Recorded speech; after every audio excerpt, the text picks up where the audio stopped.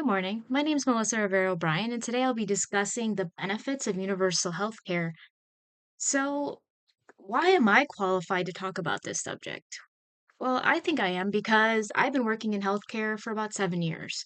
I started working at Mercy Hospital in the south side of Chicago in 2019. I worked in the emergency room department doing registration. And then I floated between different departments. I worked in surgery, and I've also worked in maternal fetal medicine, where I worked with the high risk pregnancy patients. And in 2021, I moved to Indiana and I began working at Community Hospital. I worked there about 2 to 3 years, and I've been working in an outpatient. And I basically know a lot about privatized insurance and its total annoyance for patients and its burden financially. The amount of times where I had patients come in with a stat CT or MRI or Doppler ultrasound, and we would have to have them sign an insurance waiver, an unsaid insurance waiver, basically stating that if your test does not get prior authorized for that test, you could be financially responsible for the full amount. And MRIs can cost up to $4,000. So yeah, you could either pick to be medically bankrupt or just not get the test and potentially have a blood clot that'll go up to your heart or your brain or get appendicitis. So then I came to the conclusion after working for the healthcare system for 7 years that privatized healthcare is basically driven by greed and increasing bottom lines for big pharma and health insurance companies. So there's a lot of debate out there that these health insurance companies' CEOs are profiting off of patients' health care. And basically, the average American can barely get by. They can't even afford groceries or childcare. So they're making the hard decision to either eat that day or go to the doctor for a serious condition. And also, the Molina Healthcare CEO makes about $22 million a year, and that was taken from 2024. While the average American makes about $66,000, and that was according to the Social Security website based off the numbers in 2022. Another horrible problem these days is the pharmaceutical companies and how expensive prescriptions can be. In 2023, Johnson and Johnson reached about $85.16 billion in revenue.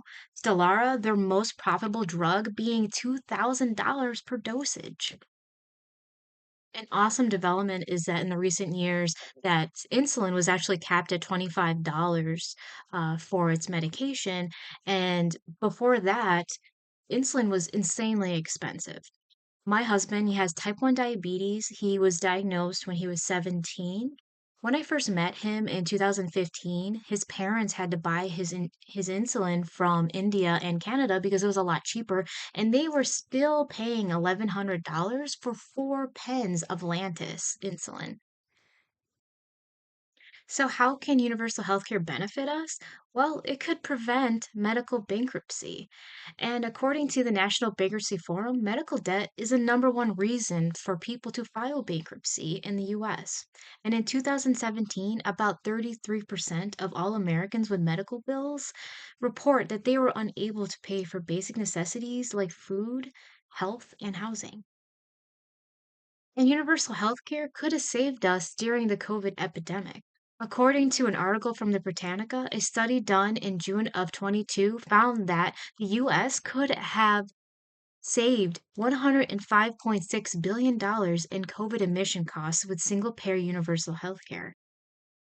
And lastly, it could improve life expectancy and cause overall positive health outcomes.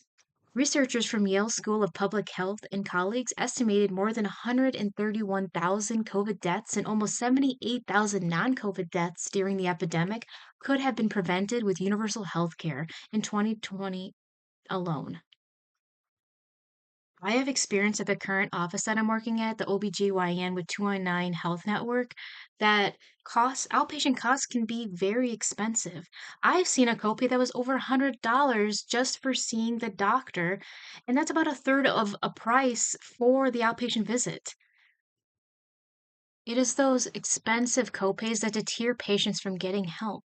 And according to the Britannica article, in January of 2021, a study concluded that universal healthcare would increase outpatient preventative care visits by 7 to 10% and hospital visits by 0 to 3%, which is vital to the prevention of being diagnosed with chronic illnesses or complications.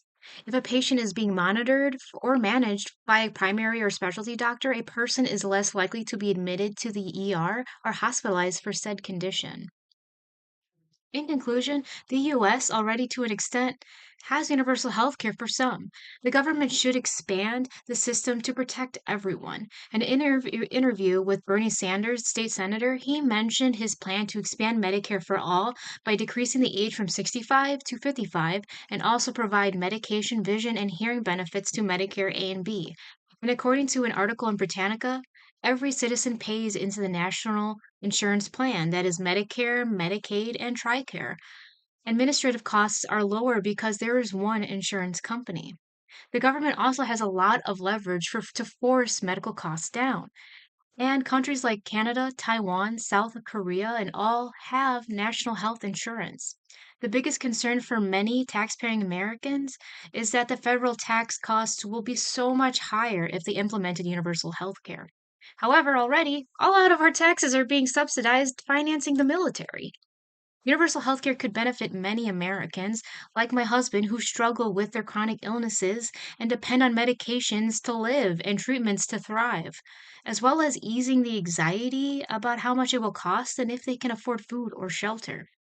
I believe it is time to put our tax dollars towards bettering our health and for the US to finally realize that healthcare is a human right.